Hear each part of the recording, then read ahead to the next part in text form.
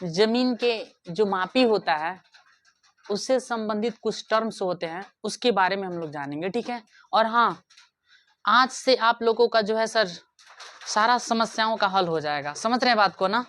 मतलब समझ लीजिएगा कि अमीन बन जाइएगा अगर बढ़िया से क्लासवा देख लीजिएगा तो, समझ रहे हैं ना।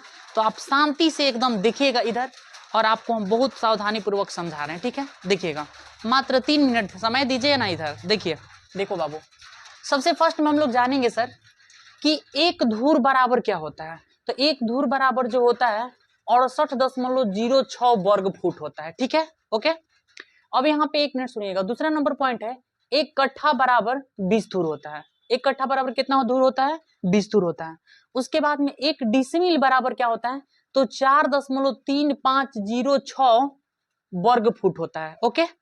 अब यहाँ पे एक डिसमिल की अगर मैं बात करूंगा तो एक डिसमिल बराबर जो होता है 48.4 गज होता है। एक डिसमिल बराबर कितना गज होता है? 48.4 गज होता है, ओके। अब यहाँ पे 1 मिनट सुनिएगा, अगर एक कट्ठा की बात करें तो एक कट्ठा बराबर जो होता है 3.125 से 3.13 डिसमिल होता है। बात समझ रहे हैं ना, जेकरा के हम लोग जो है कहते हैं कि 3.25 डिसमिल जो होता है वह एक कट्ठा के बराबर होता है। समझ रहे बात को ना। अब यहाँ पे 1 मिनट सुनिएगा, तो जैसा कि यहाँ पे एक कट्ठा की अगर मैं बात करूंगा तो एक कट्ठा बराबर जो होता है 1361.25 वर्ग फुट भी होता है। समझ गए बात को ना।